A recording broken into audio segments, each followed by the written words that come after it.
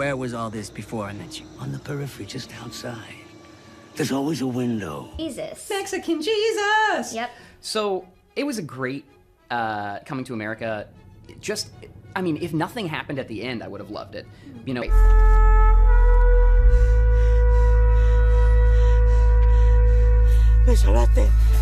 While looking iffy for Mexican Spanish speakers. So when Jesus says, "You already know my name," a lot of people are gonna realize that that's not the way that a Mexican Spanish speaker would say that. But whatever, he's Mexican Jesus. Yep, he's Mexican Jesus. A Vulcan bullet, was that a sacrifice to the volcano god that we saw later on in the episode? Or was he just a self-sacrificing god? Was Jesus just doing what Jesus does? Yeah. This is just what I do. This is just a Wednesday for me. I'll come back. I'll come back in 3 days. Yeah. You start to see like a glow around his heart as he's there, and then the...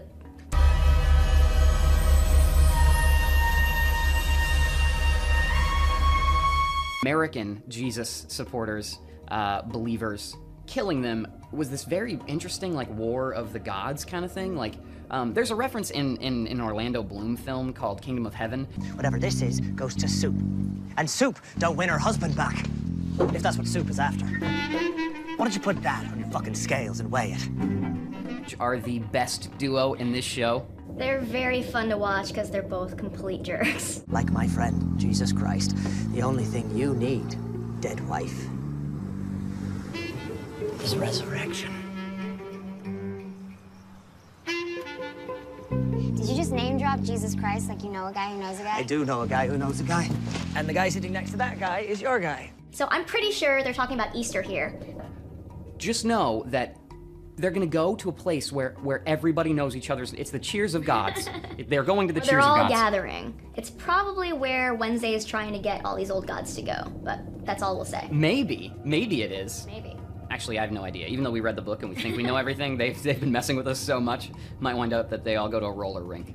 I'll tell you where to find a whole murder of gods, Demi, and otherwise every goddamn one of them. Shame I dream of Genie. Is what kept you from getting tossed off a roof long enough to make it to America. So this is... I pray I find the Jinn.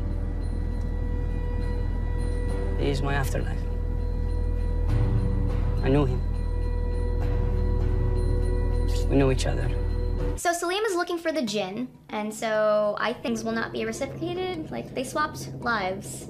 So we kind of get the impression from Matt Sweeney that the Jinn is going to hang out with all of the other gods at wherever they're going to hang. Hey, I know a charm that can lift grief from a grieving heart. Do you know a charm that can stop bleeding? No, I do, and I know a charm that can cure sickness and pain. I know a charm that can turn away the weapons of enemies.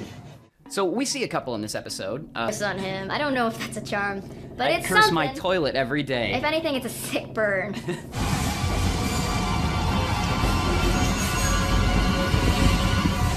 So then when Vulcan, he's Odin. He's Odin. He's totally Odin. Odin. And he also makes a reference to when he's sacrificed himself. He's like, you could sacrifice yourself. You've done it before. What do you need from me, Big Daddy? I need you to believe in me. I always have. If you've read the book, you probably concentrated belief. Soma is the name of a moon god, also known as Amrita, which is the nectar that makes gods a...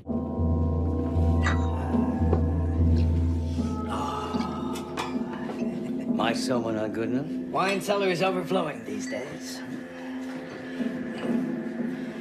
Not for you. Mr. Wood was the trees, Mr. Wood was the forest. Oh, he was a very old god who saw something very new. He saw a God-fearing society turn towards complete industrialization. So confirmed, Mr. Wood was the character that we saw at the end of the last episode with which is kind of what was foreshadowing for what Vulcan was going through. The scene of him getting, like, removing the parasite from Shadow reminded me of The Matrix.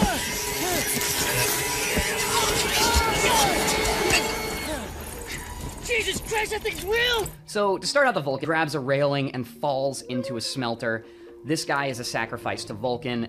Another cool thing that this show references is insurance companies putting value over, like, money over people, which happens so often in insurance industries, but they're like, you know what?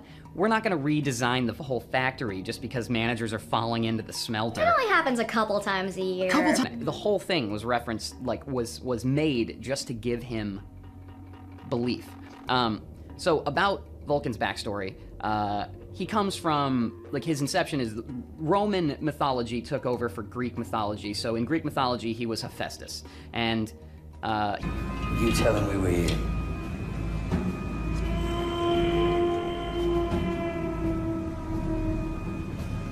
Yes. Are they coming? Oh, yes. So it's revealed that Vulcan has betrayed Odin, so he's teamed up with the New Gods, totally sold them out, but he still makes that gigantic lead, for example, just like Mr. Wood, of someone who modernized, an old god who modernized, and teamed up with the New Gods.